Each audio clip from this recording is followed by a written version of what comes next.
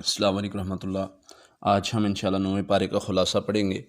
سب سے پہلے حضرت شعیب علیہ السلام کا ذکر ہے، جب انہوں نے اپنی قوم کو دعوت دی اللہ کی طرف اور گناہ سے روکنے کا کہا کہ وہ جو ماپ تول میں کمی کرتے تھے، تو انہوں نے حضرت شعیب علیہ السلام کو دھمکی دی کہ ہم آپ کو نکال دیں گے، اپنے علاقے سے نکال دیں گے، اس وجہ سے کہ جو آپ ہمیں کہتے ہیں۔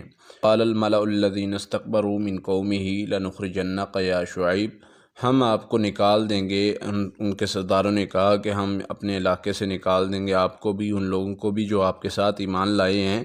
ہاں، ایک صورت ہے کہ اگر آپ جو ہے ہمارے دین میں واپس آ جائیں، تو اگر یہ آپ کریں گے تو ہم آپ کو کچھ نہیں کہتے، ادروائز ہم آپ کو نقصان پہنچائیں گے یا نکال دیں گے۔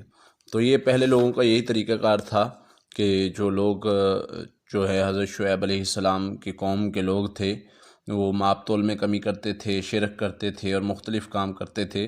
تو حضرت شعیب علیہ السلام نے ان کو دعوت دی تو انہیں نقصان پہنچانے پہ آ گئی یا انہیں نکالنے پہ آ گئی۔ تو اللہ تعالیٰ نے فرمایا کہ ہم نے پھر ان پر زلزلہ بھیجا اور انہوں نے اس حال میں صبح کی کہ وہ جو ان پر جو ہے وہ بہت زیادہ سختی آئی، اور اللہ تعالیٰ نے ان کو زلزلہ بھیج کر اکھاڑ دیا، ان کی بستیوں کو تباہ کر دیا۔ پھر اسی طرح آگے چل کے اللہ تعالیٰ فرماتے ہیں، کچھ لوگوں کا تذکرہ کر کے فرماتے ہیں اگر وہ ایمان لے آتے اور تقوی اختیار کرتے تو ہم ان پر آسمانوں سے نعمتوں کے دروازے کھول دیتے، اور جو اللہ فرماتے ہیں ان پر جو تنگی آئی، پریشانی آئی مالی لحاظ سے یا پھلوں کے لحاظ سے یا کسی بھی لحاظ سے، تو وہ تو ان کے لیے بہتری کے لیے تھی، وہ تو ان کے لیے نصیحت تھی، وہ تو ان کے لیے خیر کے لیے تھی۔ تو ہم کمی کو جو بھی ان پر آتی ہے اس کا مقصد یہ ہوتا ہے کہ یہ خیر کی طرف لوٹائیں، لیکن ہم لوگ نہیں سمجھتے یہ ہر ایک کے لیے ہے۔ وَلَنُذِيقَنَّهُم مِّنَ الْعَذَابِ الْأَدْنَىٰ دُونَ الْعَذَابِ الْأَكْبَرِ لَعَلَّهُمْ يَرْجِعُونَ۔ اللہ فرماتے ہیں ایک اور مقام پر کہ ہم چھوٹی تکلیف، چھوٹی پریشانی اس لیے دیتے ہیں کہ بڑے عذاب سے بچیں۔ تو اسی طرح آگے چل کے ہم پڑھیں گے کہ موسیٰ علیہ السلام کی قوم پر بھی اللہ نے چھوٹی چھوٹی تکلیفیں بھیجیں کہ وہ باز آ جائیں اپنے گناہوں سے، لیکن وہ باز نہیں آئے۔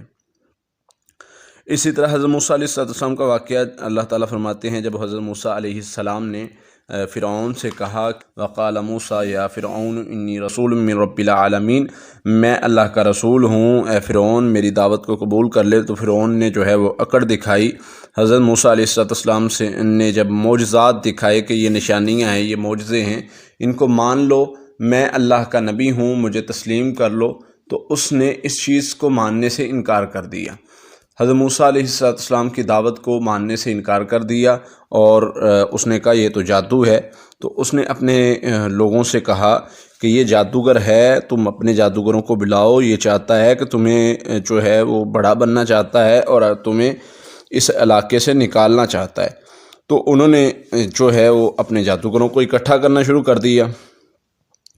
اب جب جادوگر اکٹھے ہو گئے، ایک دن کا جو ہے وہ منتخب ہو گیا کہ فلاں دن آمنے سامنے کریں گے تمہیں، اور پتہ چل جائے گا کہ کون سچا ہے اور کون جھوٹا ہے۔ تو وہ دن آ گیا، وہ کوئی میلے کا دن تھا یا کوئی اسی طرح کا دن تھا۔ تو جب جادوگروں نے پوچھا، ہاں بھئی آپ کیا کریں گے، آپ پہلے کریں گے یا ہم پہلے کریں؟ حضرت موسیٰ علیہ السلام نے کہا، ہاں کرو، تم کیا کرنا چاہتے ہو؟ تو انہوں نے رسیاں بچھائیں۔ جب انہوں نے رسیاں بچھائیں تو حضرت موسیٰ علیہ السلام ایک بار دیکھ کے پریشان ہو گئے، جیسے سورہ یونس میں ذکر ہے، اللہ تعالیٰ فرماتے ہیں، سورۃ طٰہٰ میں ذکر ہے، اللہ تعالیٰ فرماتے ہیں فَأَوْجَسَ فِي نَفْسِهِ خِیفَةً مُوسَىٰ قُلْنَا لَا تَخَفْ إِنَّكَ أَنتَ الْأَعْلَىٰ وَأَلْقِ مَا فِي يَمِينِكَ تَلْقَفُ مَا صَنَعُوا إِنَّمَا صَنَعُوا كَیْدُ سَاحِرٍ وَلَا يُفْلِحُ السَّاحِرُ حَیْثُ أَتَىٰ۔ حضرت موسیٰ علیہ السلام نے جب دیکھا رسیوں کو تو پریشان ہو گئے، خوف زدہ ہو گئے۔ تو ہم نے کہا خوف زدہ نہیں ہونا۔ تو یہاں پر بھی یہی ذکر ہے کہ وہ رسیاں جب دیکھیں اور پھر اپنا عصا پھینکا، عصے نے جو ہے وہ ساری کی ساری رسیوں کو کھا لیا۔ تو جو ہے وہ جادوگروں کو پتہ چل گیا کہ یہ واقعتاً حق ہے۔ وَأُلْقِیَ السَّحَرَةُ سَاجِدِینَ قَالُوا آمَنَّا بِرَبِّ الْعَالَمِینَ رَبِّ موسیٰ وَہارون۔ وہ سجدے میں گر گئے اور حضرت موسیٰ علیہ السلام اور حضرت ہارون کے رب کی پر ایمان لے آئے۔ انہوں نے اعلان کر دیا بھی ہم ایمان لے آئیں۔ انہیں پتہ چل گیا تھا کہ یہ جادو ہے اور ہم سب سے بڑے جادوگر ہیں، اور اس جادو کا جادوگر تو علاج توڑ کر نہیں سکتے، یعنی ہمارے مقابلے میں جادوگر تو کوئی جیت نہیں سکتا کیونکہ سب سے بڑے جادوگر ہم ہیں۔ ہاں اگر کوئی جیت رہا ہے تو وہ واقعتاً حق لے کر آیا ہے، وہ حق ہے۔ تو ویسے بھی جادوگروں کو پتہ چل جاتا تھا کہ یہ جادو ہے یا حق ہے، تو انہیں اس بات کا اندازہ ہو گیا۔ فرعون نے جب یہ دیکھا تو اس نے کہا میں تو تمہارے ہاتھ پاؤں کاٹ دوں گا تم نے اگر اس کی دعوت کو قبول کیا۔ تو انہوں نے کہا، انہوں نے دعا کی اللہ سے کہ اللہ ہمیں ثابت قدمی عطا فرما۔ اللہ تعالیٰ سے دعا کی ربنا افریغ علینا صبرا وتوفنا مسلمین، اللہ ہمیں جو ہے وہ ثابت قدمی دے، ہمیں فرما برداروں میں ہم اس حال میں جو ہے وہ اٹھیں، ہم تیرے پاس آئیں، فوت ہوں کہ ہم نے صبر کیا ہو۔ پھر اسی طرح اللہ تعالیٰ آگے چل کے ان کا ذکر کرتے ہیں بنی اسرائیل کے لوگوں کا، جو حضرت موسیٰ علیہ السلام پر طرح طرح کی باتیں بناتے تھے۔ جب اللہ فرماتے ہیں کہ ان کے پاس پھلوں میں مطلب اضافہ ہوتا، فراوانی ہوتی، تو کہتے یہ ہماری وجہ سے ہے۔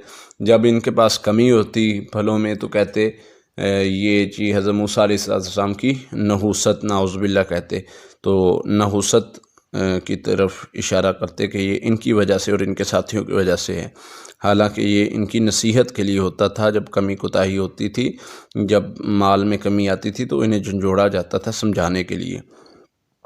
اور اللہ تعالیٰ نے اسی طرح مختلف عذاب بھی ان پر بھیجے چھوٹے چھوٹے، تاکہ یہ سمجھ جائیں، بڑے عذاب سے بچ جائیں۔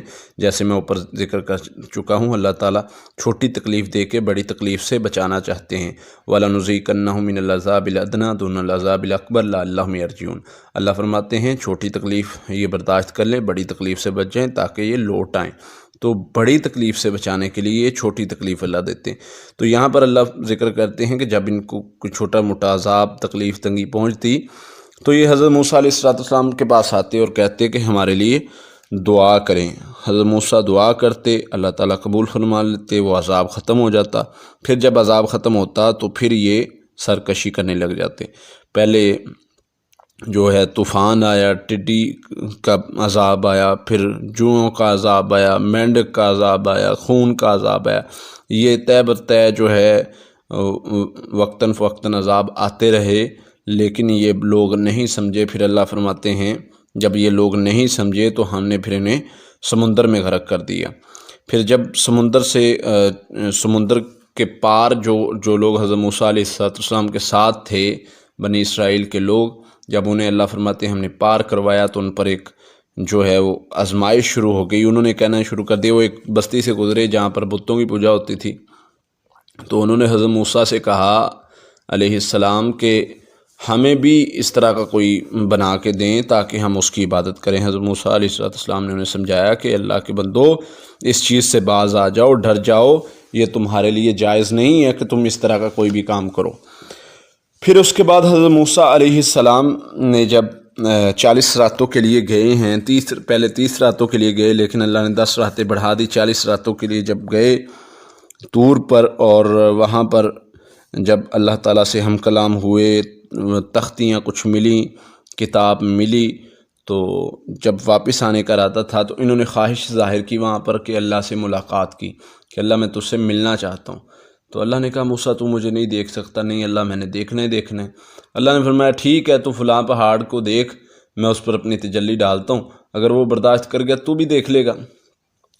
حضرت موسیٰ علیہ السلام نے جب دیکھا اس پہاڑ پر تو اللہ نے تجلی ڈالی، وہ پہاڑ ریزہ ریزہ ہو گیا، اور حضرت موسیٰ علیہ السلام بے ہوش ہو گئے۔ اب اٹھے ہیں، ہوش آیا تو اللہ سے استغفار کرنے لگے اس بات پر جو انہوں نے جو اللہ سے ضد کی تھی، جو منوایا تھا اپنی بات کو ضد کر کے، تو اللہ سے اس بات پر معافی مانگنے لگے۔ پھر اس کے بعد جب واپس آئے ہیں تو دیکھتے ہیں کہ ان کی قوم نے تو بچھڑے کو معبود بنا لیا۔ یہ چیز دیکھ کے تو اور بھی زیادہ غصے میں آ گئے کہ یہ انہوں نے کیا کیا۔ تو اپنے بھائی ہارون علیہ السلام جن کو جانشین بنا کے گئے تھے ان کو بلایا، اور ان کو غصے سے ان کے ساتھ جو ہے وہ لڑنے لگے، ان کی بالوں کو پکڑ لیا، اور ان کے ہاتھ سے جو تختیاں تھیں، جو اللہ کی کتاب تھی، وہ گر گئی، جس پر ان کے لیے نصیحت تھی ان کی قوم کے لیے۔ حضرت ہارون علیہ السلام نے کہا میرے بھائی تم دشمنوں کو خوش نہ کرو مجھے تکلیف دے کے، میری پہلے بات سن لو، ہوا کیا ہے میں نے ان کو روکا تھا اس کام سے۔ حضرت موسیٰ نے کہا نا کہ تمہیں میں ان کے پیچھے مطلب اپنا جانشین بنا گیا ہوں کہ تم نے ان کو روکنا ہے، لیکن تم نے روکا ہی نہیں ان کو۔ تو انہوں نے کہا میں نے روکا تھا، مجھے انہوں نے کمزور سمجھا، مجھے تو یہ مطلب پریشان کرنے لگ گئے تھے، مجھے ہو سکتا تھا کہ یہ مجھے قتل ہی کر دیتے اگر میں ان کو اس کام سے روکتا۔ انہوں نے بچھڑے کی پوجا کرنی شروع کر دی تھی، سونے کا بچھڑا، سونا اکٹھا کر کے اس کو بچھڑے کی شکل کا بنایا سامری نے، اور اس میں سے آواز آتی تھی گائے کی طرح کی۔ تو انہوں نے کہہ دیا کہ یہی ہمارا الہ ہے نعوذ باللہ، اور اس کی عبادت کرنی شروع کر دی۔ پھر حضرت موسیٰ علیہ السلام کا جب غصہ ٹھنڈا ہوا، انہوں نے جو ہے وہ افسوس کیا اپنے اس کام پر، اور اللہ سے جو ہے وہ معافی مانگی اور کہا کہ اللہ مجھے اور میرے بھائی کو معاف فرما، اور یہ جو کرتے ہیں کام ان کو اللہ تعالیٰ ان قریب جو ہے وہ عذاب سے پکڑے گا۔ پھر اللہ تعالیٰ فرماتے ہیں کہ ان کے 12 قبیلے تھے، اور وہ جب بھی انہوں نے کچھ مانگا اللہ تعالیٰ نے فوراً عطا کیا۔ حضرت موسیٰ علیہ السلام سے یہ ڈیمانڈ کرتے تھے کہ ہمیں پانی چاہیے تو اللہ نے پانی دیا، جب انہوں نے کھانا چاہیے تھا اللہ نے من و سلوہ اتارا۔ تو یہ ساری نعمتیں اللہ تعالیٰ عطا کرتے گئے، لیکن انہوں نے شکر گزاری نہیں کی بلکہ ناشکری کرتے تھے اور بات نہیں مانتے تھے، جس کی وجہ سے نتیجہ یہ نکلا کہ اللہ کے عذاب نے جو ہے انہیں پکڑ لیا۔ اللہ تعالیٰ فرماتے ہیں کہ ہم نے ان پر ظلم نہیں کیا، انہوں نے خود اپنے آپ پر ظلم کیا، جو کہ وجہ بنا عذاب کی۔ اسی طرح اللہ تعالیٰ فرماتے ہیں کہ اللہ تعالیٰ کو اللہ کے پیارے پیارے ناموں سے پکارو، وَلِلَّهِ الْأَسْمَاءُ الْحُسْنَى فَادْعُوهُ بِهَا۔ اللہ فرماتے ہیں کہ مجھے میرے پیارے پیارے ناموں سے پکارو۔ تو یہاں پر جو لوگ کہتے ہیں کہ وسیلے کے بغیر اللہ کو پکارا نہیں جا سکتا، تو اللہ نے ناموں کا وسیلہ کی طرف اشارہ کیا ہے کہ نبی صلی اللہ علیہ وسلم نے فرمایا کچھ اللہ کے ایسے نام ہیں جن کو لے کر کوئی بھی دعا کی جائے تو اللہ تعالیٰ وہ دعا کو رد نہیں کرتے۔ تو وسیلہ ناموں کا اللہ کا لینا جائز ہے۔ اسی طرح قیامت کے حوالے سے اللہ تعالیٰ ذکر کرتے ہیں کہ یہ آپ سے سوال کرتے ہیں کہ قیامت کب آئے گی، یسألونک عن الساعۃ ایان مرساہا۔ یہ آپ سے سوال کرتے ہیں کیونکہ مختلف سوال کرتے تھے کہ قیامت کب آئے گی۔ تو اللہ کے نبی صلی اللہ علیہ وسلم کو اللہ تعالیٰ نے فرمایا کہ آپ فرما دیجئے کہ مجھے اس بات کا علم نہیں، اس بات کا علم تو اللہ کے پاس ہے۔ تو وہ ہاں یہ میں بتا سکتا ہوں کہ قیامت قریب ہے اور اچانک آئے گی قیامت۔ تو تم حدیث میں بھی آتا ہے کہ ایک بندہ کھانا تیار کرے گا، کھانا کھائے گا نہیں تو قیامت آ جائے گی، دودھ دونے والا دودھ دو کے فارغ ہوگا، پیے گا نہیں تو قیامت آ جائے گی۔ یعنی اتنی اچانک آئے گی کہ لوگ اپنے معاملات میں اسی طرح روٹین وائز بیزی ہوں گے جس طرح عام دنوں میں بیزی ہوتے ہیں۔ پھر اسی طرح اللہ تعالیٰ فرماتے ہیں اے میرے نبی آپ انہیں کہہ دیجئے قُلْ لَا أَمْلِكُ لِنَفْسِي نَفْعًا وَلَا ضَرًّا۔ اے میرے نبی آپ انہیں کہہ دیجئے میں اپنی جان کا نفع نقصان کا مالک نہیں ہوں، إِلَّا مَا شَاءَ اللَّهُ، ہاں مگر جو اللہ چاہتا ہے۔ اگر میں غیب جانتا ہوتا، میرے نبی نے یہاں پر عقیدے کی وضاحت فرما دی، اللہ تعالیٰ نے وضاحت فرمائی کہ نبی آپ کہیے۔ قرآن میں ذکر ہے، اللہ تعالیٰ نے 188 نمبر آیت ہے یہ سورۃ اعراف کی، کہ آپ کہہ دیجئے کہ میں غیب نہیں جانتا، اگر میں غیب جانتا ہوتا تو میں اپنے لیے بہت ساری بھلائی کو اکٹھا کر لیتا اور مجھے کوئی تکلیف نہ پہنچتی۔ تو میں تو صرف ایک نبی ہوں، ڈرانے والا، خوشخبری دینے والا۔ تو یہاں پر عقیدہ بہت بڑا مسئلہ جو ہے وہ اللہ تعالیٰ نے حل کر دیا۔ پھر اسی طرح اللہ تعالیٰ آگے چل کے مشرکوں کا کچھ شرک بیان کرتے ہیں جو آج کل بھی ہمارے اندر بہت زیادہ پایا جاتا ہے۔ اللہ فرماتے ہیں کہ میں ہی پیدا کرتا ہوں، کسی کو بھی کوئی انسان بچہ ہے بڑا ہے میں ہی اس کو پیدا کرتا ہوں۔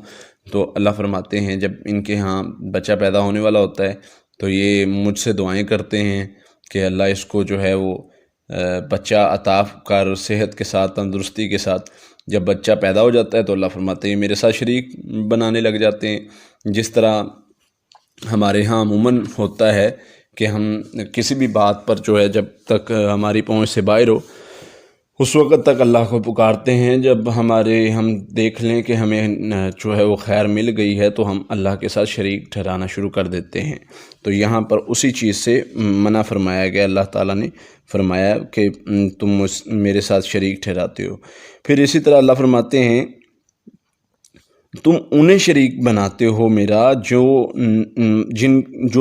کچھ بھی پیدا نہیں کر سکتے بلکہ وہ خود پیدا کیے گئے ہیں، اور نہ وہ کسی کی مدد کر سکتے ہیں بلکہ وہ اپنی مدد نہیں کر سکتے۔ یہ کن کی طرف اشارہ ہے؟ انسانوں کی طرف اشارہ ہے۔ لوگ کہتے ہیں جی شرک کی جتنی ممانعت ہے وہ تو بتوں کے لیے تھی، وہ تو بتوں کے لیے حکم تھا، تو یہاں پر اللہ نے انسانوں کا ذکر کیا ہے کہ جن کو تم شریک بناتے ہو وہ کوئی چیز پیدا نہیں کر سکتے، وہ خود پیدا کیے گئے ہیں۔ تو مطلب سمجھ آیا کہ اللہ تعالیٰ نے انسانوں کی طرف اشارہ کیا، جن تم جو ہے بزرگوں کو پکارتے ہو، جن درباروں کو پکارتے ہو، جن سے مدد لیتے ہو، وہ خود پیدا کیے گئے ہیں، وہ کسی کو پیدا نہیں کر سکتے۔ پھر اللہ تعالیٰ فرماتے ہیں جن کو تم پکارتے ہو وہ تمہارے جیسے ہی بندے ہیں۔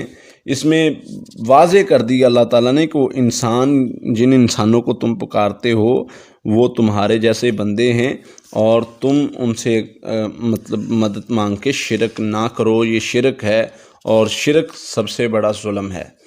پھر اللہ تعالیٰ آگے فرماتے ہیں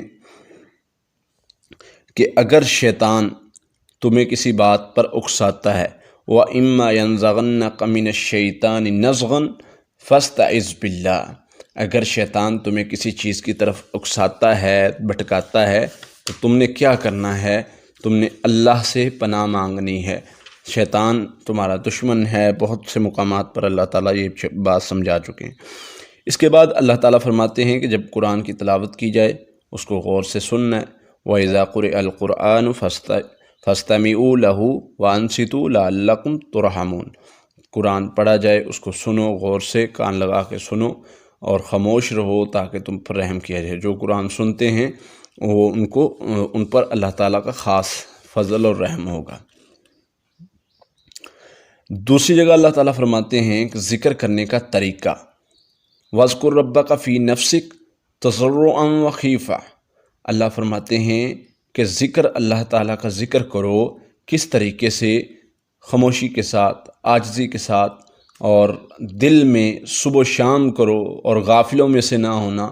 تو اس میں سمجھایا گیا ہے جو اونچی آواز سے نعرے لگا کے جوش کے ساتھ ذکر کرتے ہیں اس چیز سے منع فرمایا گیا۔ اس کے بعد آ جاتے ہیں سورۃ انفال۔ سورۃ انفال مال غنیمت کے بارے میں سب سے پہلے شروع ہوتی ہے۔ اللہ تعالیٰ فرماتے ہیں یسألونک عن الانفال، یہ آپ سے سوال کرتے ہیں مال غنیمت کے بارے میں، کہہ دیجئے مال غنیمت اللہ اور اس کے رسول کے لیے ہے، اللہ سے ڈرتے رہو اور آپس میں تعلقات درست رکھو، اور اللہ اور اس کے رسول کا حکم مانتے رہو اگر تم مومن ہو۔ اب یہاں پر اللہ نے مومنوں کی صفتیں بیان فرمائی ہیں۔ انما المؤمنون الذین اذا ذکر اللہ وجلت قلوبہم، اللہ فرماتے ہیں مومن تو وہ ہیں جن پر جب اللہ کا ذکر کیا جاتا ہے تو ان کے دل ڈر جاتے ہیں، اور جب ان پر آیات تلاوت کی جاتی ہیں ان کے ایمان بڑھ جاتے ہیں، اور وہ اللہ پر ایمان لانے والے ہیں، وہ کیا کرتے ہیں؟ توکل کرنے والے ہیں، وہ نمازیں پڑھنے والے ہیں، زکوٰۃ دینے والے ہیں، یہی مومن سچے ہیں۔ یہ اللہ تعالیٰ نے مومنوں کی بتا دی کہ مومن کون ہیں۔ اسی طرح اللہ تعالیٰ آگے غزوہ بدر کا ذکر بتاتے ہیں کہ غزوہ بدر میں دو گروہ تھے، ایک تھا جن کو تم چاہتے تھے کہ ہمارا سامنا ان کے ساتھ ہو جائے، ایک گروہ تھا جن کو اللہ چاہتا تھا کہ ان کا مقابلہ تمہارے ساتھ ہو۔ تم چاہتے تھے کہ جن کے پاس جو تجارت والا گروہ ابو سفیان کا تھا وہ واپس آ رہا تھا شام سے، مدینہ کے قریبی رستے سے اس نے مکہ کو جانا تھا، اب مسلمان چاہتے تھے کہ وہ ہمیں مل جائے اور ہم اس پر حملہ کریں اور اس سے مال غنیمت کافی زیادہ مل جائے جس سے ہمارے حالات بہتر ہو جائیں، کیونکہ ان دنوں میں مسلمانوں کے حالات بہتر نہیں تھے۔ پھر اس کے بعد ان کو ابو سفیان کو خبر ہو گئی، اس نے مکہ میں پیغام بھیج دیا، مکہ سے لشکر جو ہے وہ مسلمانوں پر حملہ کرنے کے لیے آ گیا۔ اللہ کے نبی صلی اللہ علیہ وسلم کو خبر ہوئی، آپ نے صحابہ کو بتایا کہ ابو سفیان نے پھر رستہ بھی تبدیل کر لیا تھا۔ آپ نے صحابہ کو بتایا کہ بدر کے مقام پر جو ہیں وہ آمنے سامنے ہوئے، یہ بتایا کہ وہ نکل آئے ہیں حملہ کرنے کے لیے اور لڑنے کے لیے۔ تو اللہ کے نبی صلی اللہ علیہ وسلم صحابہ کو لے کر بدر کے مقام پر چلے گئے۔ اب صحابہ کا ذہن تھا کہ پہلے ہمیں چاہیے، ہمیں ان سے اس طرح لڑنا نہیں چاہیے کیونکہ ہمارے پاس طاقت نہیں ہے، کچھ صحابہ کا ذہن تھا۔ لیکن نبی صلی اللہ علیہ وسلم اور آپ کے تقریباً بہت زیادہ صحابہ کا یہی تھا کہ ہم نے لڑیں گے، جیسے اللہ نے ہمیں اگر آزمایا ہے، ہم انشاءاللہ اللہ کے نبی صلی اللہ علیہ وسلم ہمیں آپ موسیٰ علیہ السلام کے ساتھیوں کی طرح نہیں پائیں گے جو لڑائی کے وقت کہتے تھے آپ اور آپ جا کر لڑیں، تو ہم انشاءاللہ لڑیں گے۔ تو آپ نے فرمایا، اللہ تعالیٰ فرماتے ہیں کہ اللہ تو یہ چاہتا تھا کہ حق کو حق کر کے دکھائے اور کافروں کی جڑ کو ہی کاٹ دے۔ اللہ تعالیٰ ابھی مسلمانوں کو غالب کرنا چاہتا تھا۔ تو نبی صلی اللہ علیہ وسلم نے جب دیکھا آمنے سامنے پڑاؤ ڈلے ہیں، نبی صلی اللہ علیہ وسلم نے اللہ سے دعا کی، یا اللہ وہ اتنا بڑا لشکر یہاں پر میرے پاس چند جو ہیں وہ صحابہ ہیں، بعض نے 313 کا ہے، بعض نے 319 کا ہے، 29 کا ہے۔ تو اللہ تعالیٰ سے دعا کی، اللہ تعالیٰ نے پھر وعدہ دیا، خوشخبری سنائی کہ 1000 فرشتے کے ساتھ میں تمہاری مدد کروں گا، تمہیں جو ہے وہ ان پر تمہارا روب ڈال دوں گا۔ اللہ نے روب ڈال دیا ان پر۔ تو مدد کیسے کی؟ اللہ نے نیند دے دی مسلمانوں کو، ان کے دلوں کو مضبوط کر دیا، کیونکہ سامنے دشمن تھا تو پریشان بھی تھے، کیونکہ ان کے پاس صرف ایک گھوڑا تھا، چند سواریاں تھیں اور اس کے ساتھ جو ہے وہ چند تلواریں تھیں، وہ اتنا بڑا لشکر تھا۔ لیکن اللہ نے جیسے ہی مدد کی ان پر روب ڈال دیا اور مسلمانوں کو اسی طرح فتح ہوئی۔ لڑائی کے دوران اللہ تعالیٰ نے احکام کچھ نازل کیے کہ لڑائی کے دوران جو ہے وہ پیٹھ پھیر کے کوئی نہ بھاگے، لڑنا ہے، سب نے ڈٹ کے لڑنا ہے۔ اللہ تعالیٰ فرماتے ہیں ہاں، جس نے جو کوئی پیچھے مڑتا ہے اس نیت کے ساتھ کہ وہ اپنی پوزیشن بدلے یا لڑتا لڑتا وہ آگے نکل جاتا ہے کہ کافروں کی صفوں میں گھس جاتا ہے اور وہ پھر پیچھے آتا ہے کہ میں اپنے ساتھیوں کے ساتھ مل کے دوبارہ لڑوں، تو یہ اس صورت میں واپس آ سکتا ہے۔ اس کے علاوہ کوئی بندہ لڑتے ہوئے ڈر کے مارے نہ پیچھے کو بھاگے، اگر ایسا کرے گا تو اللہ کا غضب اس پر آئے گا، وہ اللہ کے غضب کے ساتھ لوٹے گا۔ پھر اللہ تعالیٰ فرماتے ہیں کہ جب اللہ تعالیٰ نے فتح دے دی، اللہ فرماتے ہیں کہ تم نے نہیں مارا ان کو بلکہ ہم نے مارا ہے۔ صحابہ فرماتے ہیں، صحابہ ذکر کرتے ہیں کہ اللہ کے نبی صلی اللہ علیہ وسلم ہم تلوار اٹھاتے تھے تو کافر کی گردن پہلے اتر چکی ہوتی تھی۔ وہ کیسی مدد تھی؟ وہ اللہ کے فرشتوں کی مدد تھی، وہ اللہ کے فرشتوں کے ذریعے جو اللہ نے مدد کی تھی وہ تھی، وہ ان کی گردنیں اتارتے تھے۔ اور اللہ تعالیٰ فرماتے ہیں وَمَا رَمَيْتَ إِذْ رَمَيْتَ وَلَٰكِنَّ اللَّهَ رَمَىٰ، تم نہیں ان کی گردنیں اتار رہے تھے بلکہ ہم ان کی گردنیں پر مار رہے تھے، ان کی گردنیں اتار رہے تھے۔ پھر اللہ تعالیٰ نعمتوں کا ذکر کرتے ہیں، دعوت دینے کے بعد کچھ نعمتوں کا ذکر کرتے ہیں۔ اللہ تعالیٰ فرماتے ہیں کہ جب تم تھوڑے تھے، جب تم کمزور تھے، جب تم ڈرتے تھے کہ تم پر چڑھ دوڑیں گے یہ کافر، تو ہم نے تمہاری مدد کی، تمہیں جگہ دی، تمہیں رزق دی، تمہیں اتنی نعمتوں سے نوازا۔ اب کیا کرنا ہے؟ تم نے اللہ اور اس کے رسول کے ساتھ خیانت نہیں کرنی، اللہ اور اس کے رسول کے ساتھ محبت کرنی ہے، ان کے ساتھ دینا ہے۔ پھر اللہ تعالیٰ اللہ کے نبی صلی اللہ علیہ وسلم کو بتاتے ہیں کافروں کی چالوں کے بارے میں۔ اللہ فرماتے ہیں وَإِذْ يَمْكُرُ بِكَ الَّذِينَ كَفَرُوا لِيُثْبِتُوكَ أَوْ يَقْتُلُوكَ أَوْ يُخْرِجُوكَ وَيَمْكُرُونَ وَيَمْكُرُ اللَّهُ وَاللَّهُ خَيْرُ الْمَاكِرِينَ۔ اور جب کافروں نے تدبیر کی تھی، کیسی تدبیر کہ آپ کو قید کر دیں گے یا نکال دیں گے یا قتل کر دیں گے، اللہ فرماتے ہیں یہ اپنی چالیں چل رہے تھے، اللہ نے اپنی تدبیر کر رکھی تھی اور اللہ کی تدبیر بہترین ہے۔ تو پھر اللہ تعالیٰ نے اپنی تدبیر کے ذریعے اللہ کے نبی صلی اللہ علیہ وسلم کو نکالا بھی، کامیابی بھی دی اور فتح بھی دی۔ پھر اس کے بعد اللہ تعالیٰ فرماتے ہیں کہ یہ لوگ کہتے، کافروں نے کہنا شروع کر دیا اگر آپ سچے ہیں تو ہم پر عذاب لے آئیں، جیسے پہلی قوموں پر عذاب آئے آپ بھی ہمارے اوپر عذاب لے آئیں۔ تو اللہ تعالیٰ نے قرآن میں نازل کر دیا کہ نہیں، ان پر عذاب نہیں آ سکتا۔ ان پر عذاب کیوں نہیں آ سکتا؟ کیونکہ ایسی قوم پر عذاب نہیں آ سکتا جس میں آپ موجود ہوں۔ اللہ تعالیٰ اس وجہ سے عذاب نہیں بھیجتے۔ اور ہاں، 2 وجوہات ہوتی ہیں عذاب نہ آنے کی، ایک جس میں نبی موجود ہو اور دوسرا جو لوگ استغفار کرتے ہوں، معافی مانگتے ہوں۔ تو یہ چیز ہمیں بھی اپنے اندر اپنانی چاہیے، استغفار کرنا، اللہ سے معافی مانگنا۔ تو اللہ تعالیٰ جو یہ عمل کرتا ہے اللہ تعالیٰ اسے معاف بھی کر دیتے ہیں اور ان پر عذاب بھی نہیں نازل کرتے۔ تو انشاءاللہ باقی کا واقعہ اس کا اگلے پارے میں انشاءاللہ ہم پڑھیں گے۔ اللہ سے دعا ہے اللہ تعالیٰ ہمیں عمل کرنے کی توفیق عطا فرمائے۔ آمین۔ السلام علیکم ورحمۃ اللہ۔